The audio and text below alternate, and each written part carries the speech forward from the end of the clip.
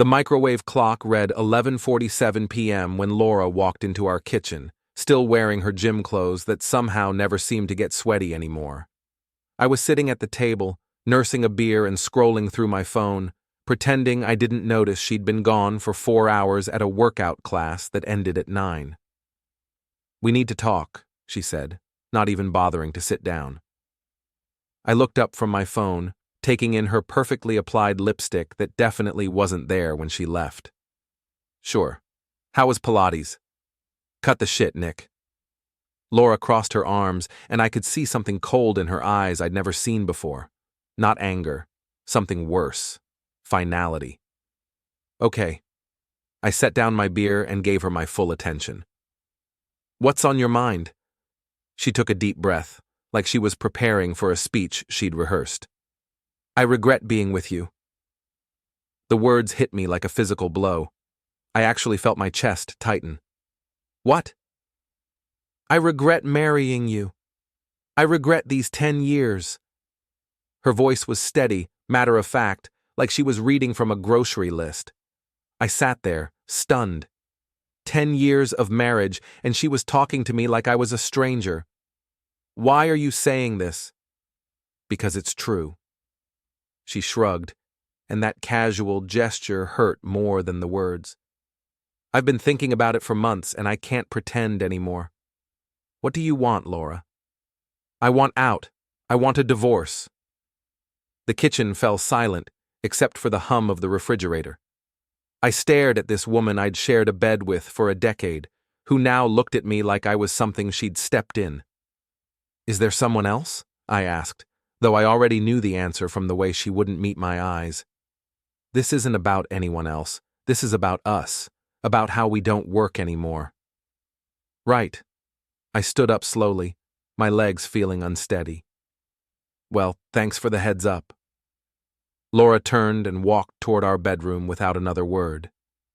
I heard the door close, then the lock click. I sat back down and stared at my wedding ring. 10 years on my finger. 10 years of thinking we were building something together.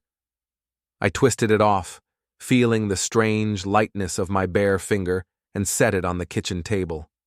The ring looked so small sitting there alone. Such a tiny thing to represent so much time, so many memories, so many plans that would never happen now. I picked up my phone and took a photo of the ring sitting on our old wooden table. Then I opened Facebook and posted it with the caption, "Single again." My finger hovered over the post button for just a moment before I hit it. There. Done. No going back now. I sat there staring at the ring, wondering what the hell I was supposed to do next. The house felt different already, like the walls knew something had changed. 5 minutes later, my phone buzzed with a notification. Someone had already seen the post. I expected it to be my brother or maybe one of our couple friends asking what happened. Instead, it was a private message from Ashley Chen, the pretty brunette from accounting at my consulting firm. We'd worked together on a few projects, always kept things professional, but I'd noticed the way she smiled at me in meetings. "I saw your post. Are you okay?" I stared at the message, surprised. Ashley and I barely knew each other outside of work. I typed back, "Honestly, no." Her response came quickly. "If you want to talk, I'm here. I know we don't know each other that well, but sometimes it's easier to talk to someone who isn't part of your situation. Thanks. I appreciate it." There was a pause, then another message appeared. "I know this might be weird timing, but I've had feelings for you for a while. I never said anything because you were married, but if you ever want to get coffee..." I stared at the screen, genuinely surprised. Ashley was attractive, smart, funny in the brief conversations we'd had. The idea that she'd been interested in me while I was completely oblivious felt surreal. "I'd like that," I typed back. "Really?" "Yes. I need a distraction from all this." "Tomorrow? There's a cafe downtown called Brewster's." "Sure, what time?" "How about 10? I know it's Saturday, but 10 works. See you there." I set my phone down and looked around the kitchen. Laura's coffee mug was still in the sink from this morning, back when I thought we were just having a normal Friday. Back when I thought my biggest problem was whether to order pizza or Chinese food for dinner. Now I was getting divorced and apparently had a date tomorrow. Life had a funny way of changing everything in the span of 5 minutes. Brewster's was busy for a Saturday morning, filled with the usual mix of college students with laptops and families with screaming toddlers. I spotted Ashley immediately. She was sitting in a corner booth, wearing jeans and a blue sweater that made her eyes look even darker than usual. "Thanks for meeting me," I said as I slid into the seat across from her. "I wasn't sure you'd actually show up." "Why wouldn't I?" She had a warm smile that made me feel more relaxed than I had in months. "How are you holding up?" "Honestly, I feel like I got hit by a truck." I signaled the waitress for coffee. 10 years of marriage, and apparently my wife has regretted every minute of it. Ashley winced. She actually said that? Word for word. "I regret being with you. I regret marrying you. I regret these 10 years. The words still stung to repeat.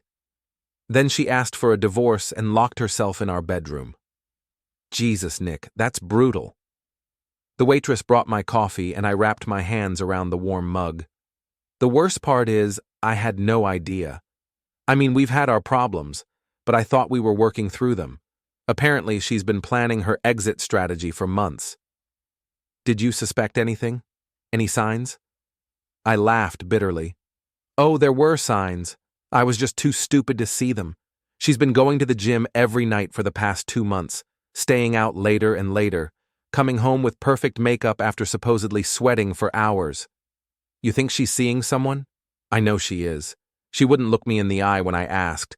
Plus, she's been guarding her phone like it contains state secrets."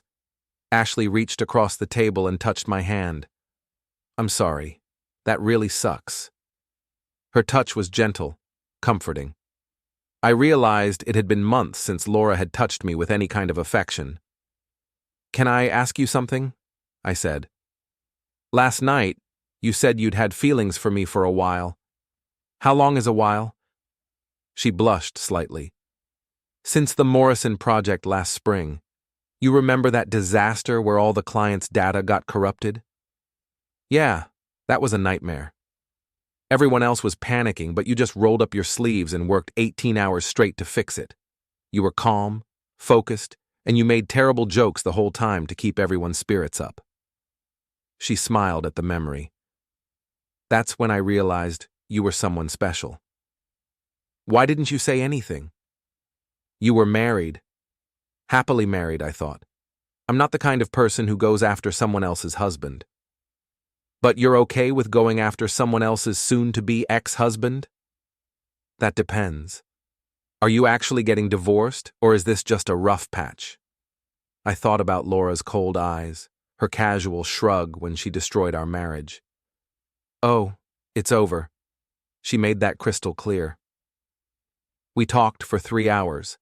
Ashley was easy to talk to, genuinely interested in what I had to say, and she laughed at my sarcastic comments instead of rolling her eyes like Laura always did. When she mentioned she had to leave for a family lunch, I felt genuinely disappointed. "Can we do this again?" I asked as we stood to leave. "I'd like that. Are you free tomorrow?" "I'm free every day now. My social calendar just got a lot less complicated." She laughed and kissed my cheek before walking away. I watched her go, feeling something I hadn't felt in years: hope. My phone rang as I was walking to my car. Laura's name appeared on the screen. "What do you want?" I answered. "We need to talk about the house, about our finances." "No, we need to talk to lawyers about that stuff. I'm not discussing anything with you directly." "Nick, please, don't make this harder than it has to be." "I'm not making anything hard. You're the one who decided to blow up our marriage on a Friday night. I know you're angry. I'm not angry, Laura. I'm done. You regret being with me? Congratulations. You got your wish." I hung up and blocked her number. Then I called my brother Mike to ask for the name of his divorce attorney. It was time to make this official. By Monday morning, I had an appointment with Jennifer Walsh, the divorce attorney Mike recommended. She was sharp, no nonsense, and expensive, but Mike said she was worth every penny. The good news is that North Carolina is a no-fault divorce state, she explained as I sat in her downtown office. The bad news is that means her affair, if there is one, won't impact the financial settlement much. What if I could prove she's been lying about where she's been, using our joint credit cards to fund her cheating? Jennifer raised an eyebrow. What kind of proof are we talking about? Hotel receipts, restaurant charges, things like that? That could be helpful for establishing a pattern of deception, especially if she's been using marital funds. Do you have access to your credit card statements? Everything comes to our joint email account. Start documenting everything. Print it out, organize it by date. If she's been financing an affair with marital assets, that could work in your favor. I left Jennifer's office feeling more focused than I had since Friday night. I had a plan now, something constructive to do with my anger. Back home, I set up my laptop in my basement workshop, a cluttered space where I tinkered with electronics and woodworking projects. Laura never came down here, said it was too messy. It would be the perfect place to do my detective work. I started with our credit card statements from the past 3 months. The pattern was obvious once I knew what to look for. Every Tuesday and Thursday night, charges at the Oakwood Suites downtown, expensive dinners at restaurants I'd never been to, charges at Victoria's Secret that definitely weren't for my benefit. I printed everything and organized it in a folder labeled Evidence. Next, I checked our cell phone account. Laura had been using way more data than usual, mostly late at night. Lots of calls to a number I didn't recognize. I Googled the number. Kevin Marks, according to his LinkedIn profile. Mid-level manager at a tech startup, divorced, gym enthusiast based on his Instagram photos. Exactly the type of guy Laura would find exciting after 10 years with a boring technical consultant. My phone buzzed with a text from Ashley. How did the lawyer meeting go? Better than expected. Want to grab lunch? Can't today, but how about dinner? I know a great Italian place. It's a date, literally. I spent the rest of the afternoon gathering more evidence. Laura's Facebook activity showed her checking in at places she'd never mentioned to me. Her Instagram stories, which I rarely looked at before, were full of subtle hints about being ready for new adventures and following your heart. It was like watching my marriage dissolve in real time through social media. That evening, I met Ashley at Marcello's, a cozy Italian restaurant across town. She looked beautiful in a black dress that hugged her curves perfectly. You look like you're feeling better, she said as we were seated. I am. Having a plan helps. Plus, spending time with you doesn't hurt. We ordered wine and fell into easy conversation. Ashley told me about her work, her family, her hobbies. She was a photographer in her spare time, loved hiking, and had a dry sense of humor that matched mine perfectly. Can I ask you something personal? She said as we shared tiramisu. Shoot. Are you ready for this? I mean, really ready? Because I don't want to be your rebound. I considered the question seriously. Ashley, my marriage has been over for months. I just didn't know it until Friday night. Laura checked out emotionally a long time ago. So, yes, I'm ready.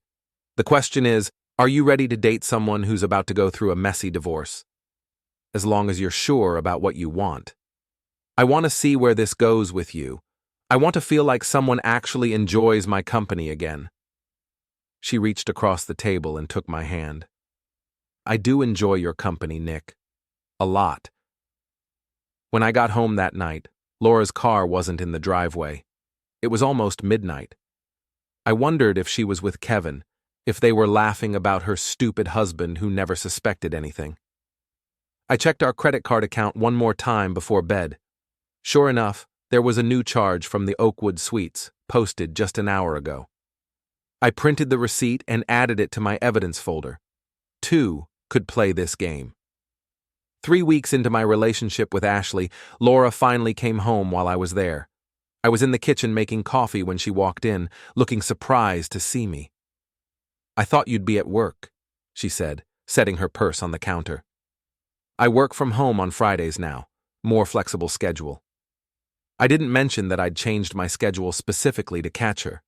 She looked different, happier, more relaxed, the way she used to look when we first started dating. "We should talk," she said, "about the divorce proceedings." "What about them?" "Your lawyer is being very aggressive, demanding financial records, questioning every expense." I sipped my coffee and studied her face. "Maybe because my wife has been spending our money on hotel rooms and fancy dinners with her boyfriend." Laura's face went pale. "I don't know what you're talking about." "Kevin Marks. Ring a bell?" She sat down heavily in the chair across from me. "How did you—" "Credit card statements, phone records. It's all right there in black and white, Laura. You've been having an affair for months." "It's not what you think." "Really? What is it then?" She was quiet for a long moment.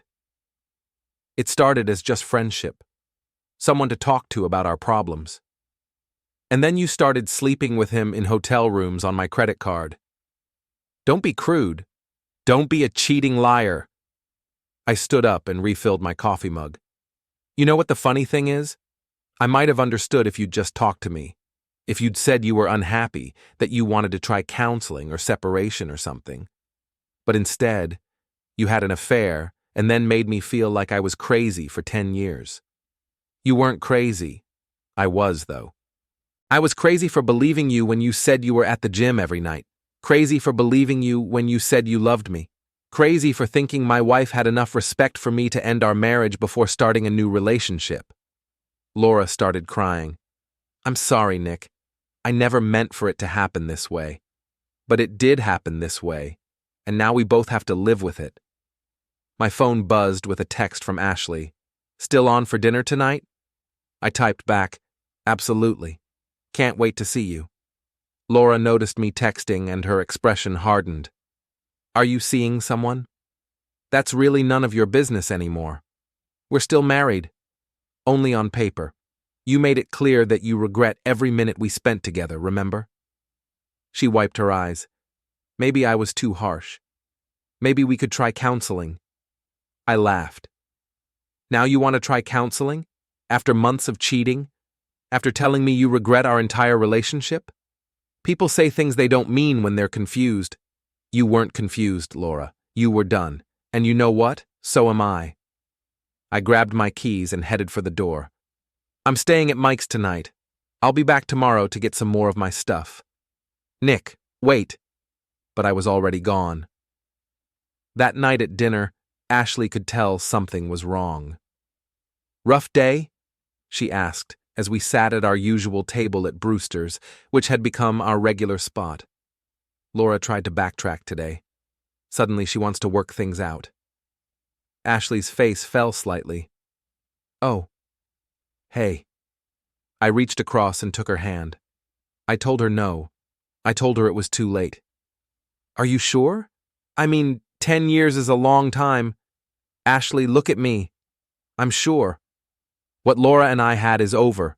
It's been over for months. The only difference now is that we're both admitting it." She squeezed my hand. "Okay. I just don't want you to have any regrets." My only regret is that it took me this long to realize what I was missing. Later that night, as we walked to our cars, Ashley kissed me. Really kissed me. Not just the polite pecks we'd been sharing. It was passionate, desperate, full of weeks of building attraction. "Your place or mine?" she whispered against my lips. "Yours," I said. "Definitely yours." We made love that night with an intensity I hadn't felt in years. Ashley was passionate, present, engaged in a way that made me realize how disconnected Laura and I had become. Afterward, lying in Ashley's bed with her head on my chest, I felt more at peace than I had in months. "No regrets?" she asked sleepily. "None," I said, and meant it.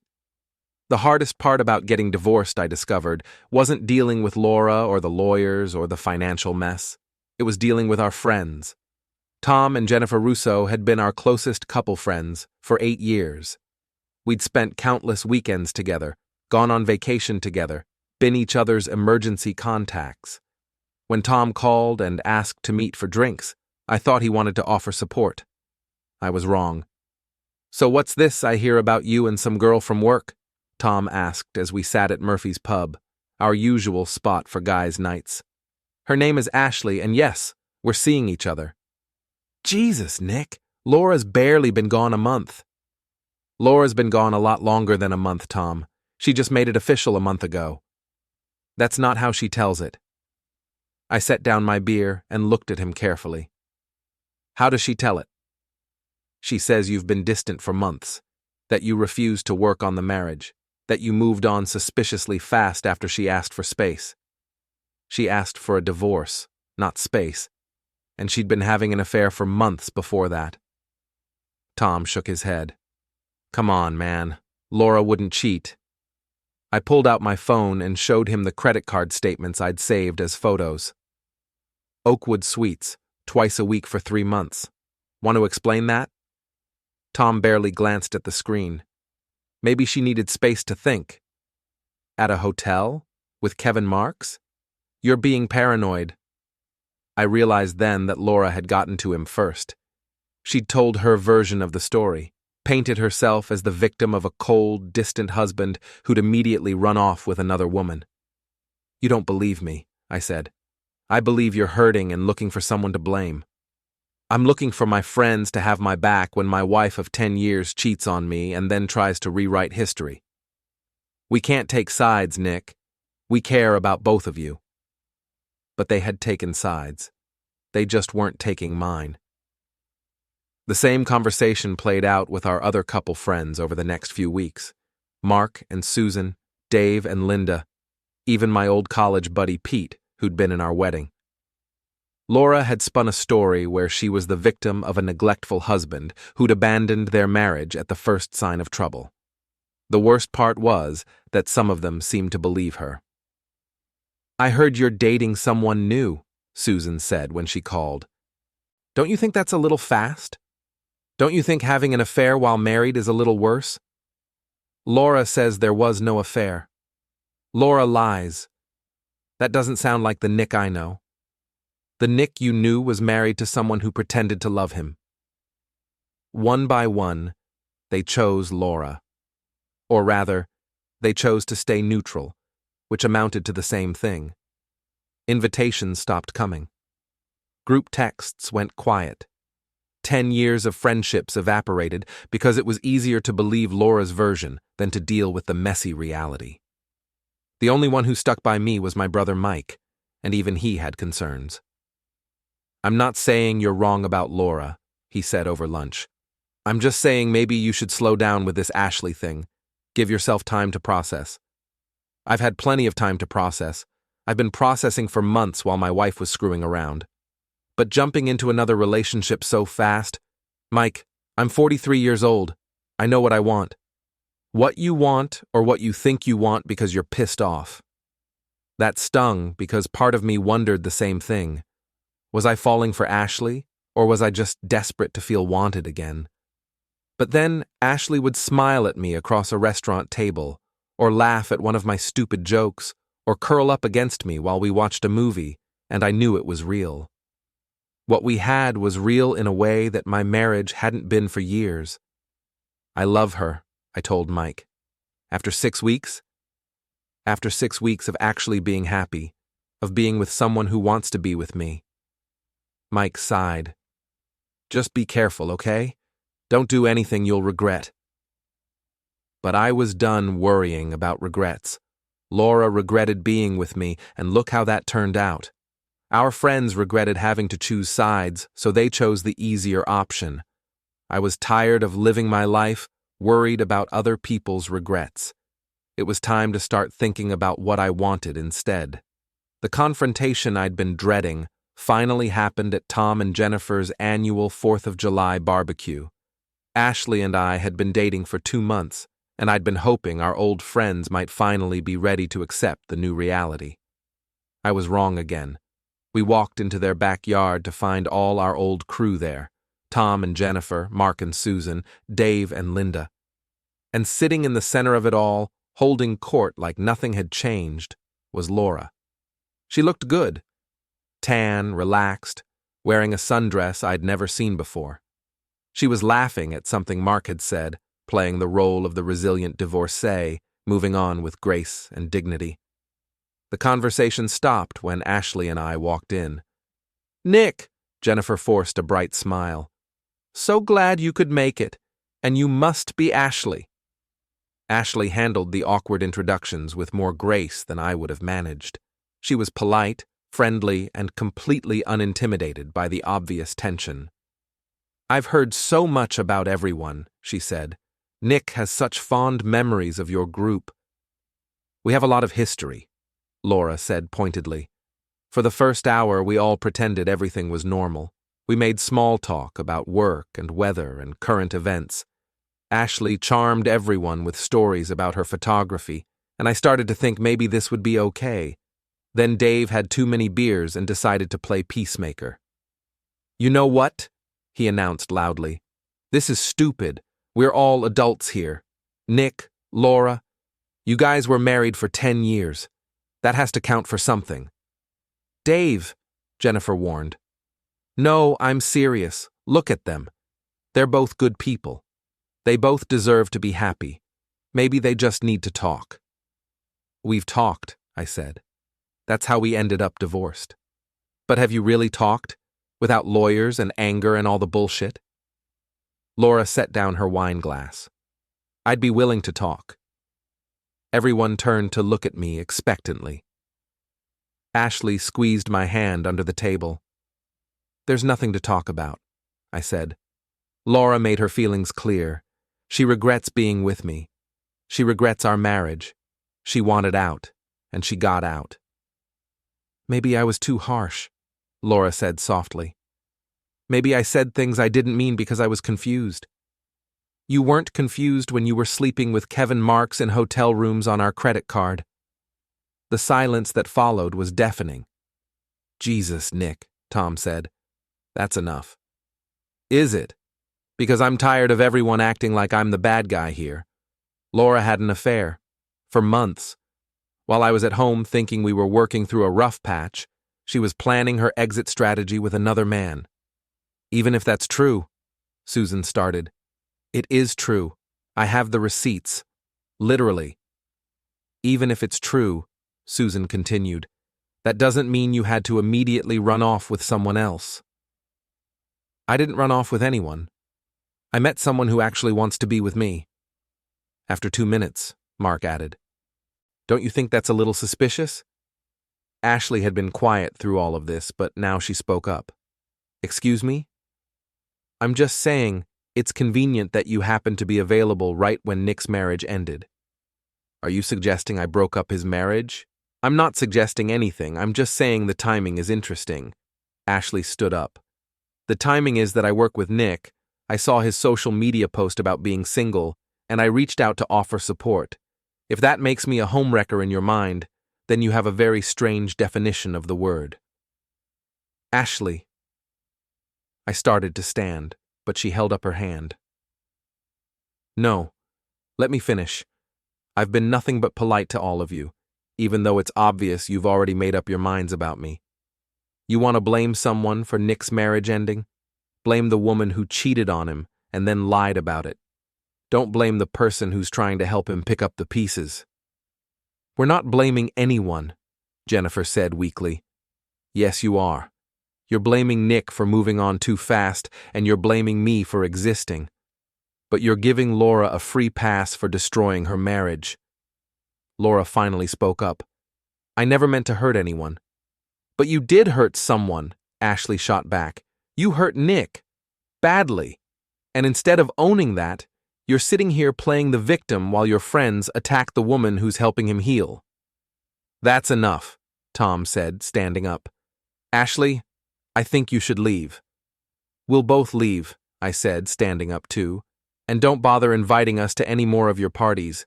It's pretty clear where your loyalties lie." "Nick, don't do this," Jennifer pleaded.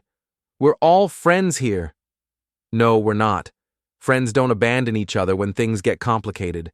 Friends don't choose the cheater over the victim. Friends don't attack someone's new relationship because it makes them uncomfortable."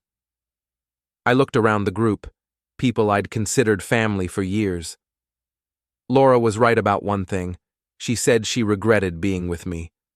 Well, I regret wasting 10 years of my life with someone who could lie to my face every day and then play the victim when she got caught. And I regret thinking any of you were really my friends. Ashley and I left together, walking out to the sound of uncomfortable silence. "I'm sorry," I said as we got in my car. "I should have known that would be a disaster." "Don't apologize. I'm glad I got to see who they really are.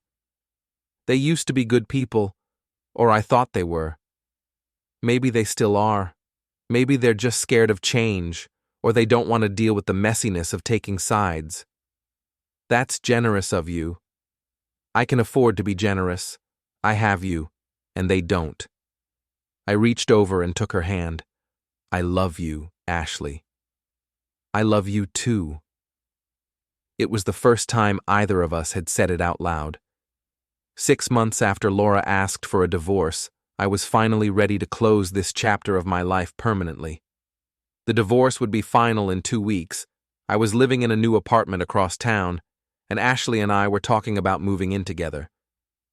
But I had one last piece of business to take care of.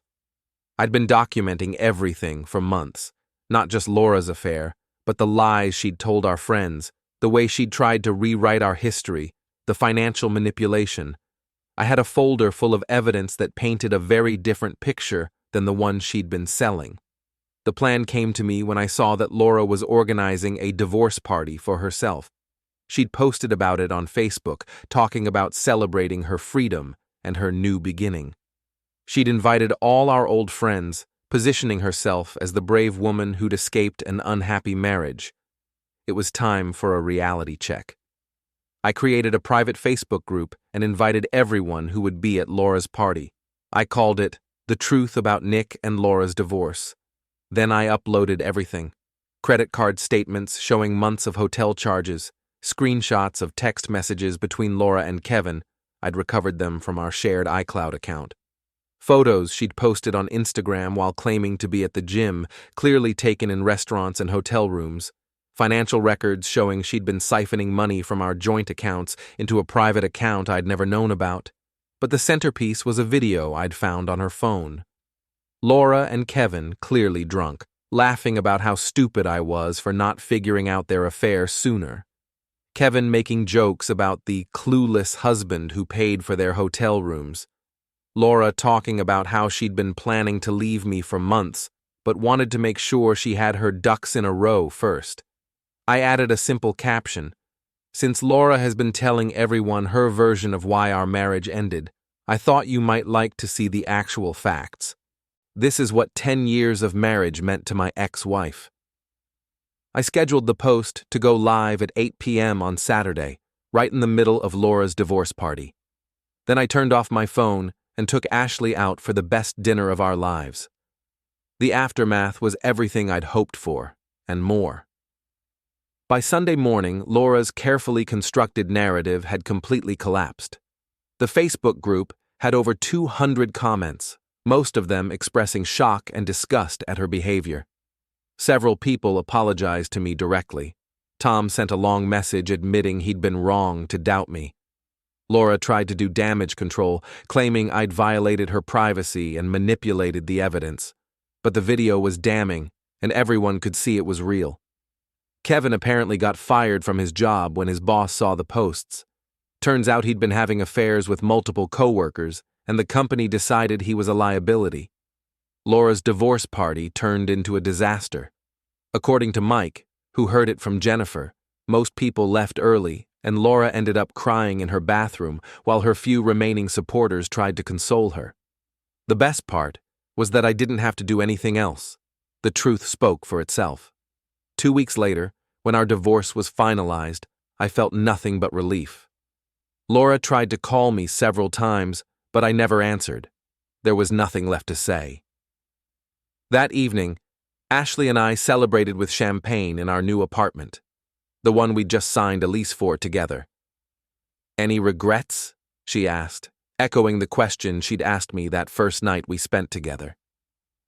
I looked around our living room, filled with a mixture of my furniture and hers, pictures of us together on the walls, evidence of a life we were building together. "Just one," I said. Her face fell slightly. "What?" "I regret that it took me so long to realize what I really wanted." She smiled and kissed me. "What do you really want?" "You. This. A life with someone who actually wants to be with me." "You have that." "I know, and I'm never letting it go." 6 months later, I proposed to Ashley on the anniversary of the night Laura asked for a divorce. She said yes immediately, laughing through happy tears. "Are you sure you're ready?" she asked. "It's only been a year." I've never been more sure of anything in my life. We got married the following spring in a small ceremony, with just our families and a few close friends. Mike was my best man. Laura wasn't invited, obviously, but I heard through the grapevine that she and Kevin had broken up, and she was living in a studio apartment across town, still trying to rebuild her reputation. I felt nothing when I heard that news. No satisfaction, no pity, nothing. She was just someone I used to know. During our wedding reception, Ashley pulled me aside. "Do you ever think about her?" she asked. "Who?" "Laura. Do you ever wonder what would have happened if she hadn't asked for a divorce?" I thought about it seriously. No, because if she hadn't asked for a divorce, I might never have realized how unhappy I was. I might have spent the rest of my life settling for someone who didn't really want me. And now? Now I have someone who chose me, who keeps choosing me every day. Ashley smiled. "I do choose you. Every day." "Good, because I choose you too." As we danced to our wedding song, I thought about that night in the kitchen when Laura told me she regretted being with me. At the time, it felt like the end of the world. Now I realized it was actually the beginning of my real life. Laura had done me the biggest favor of my life when she set me free. She just didn't know it.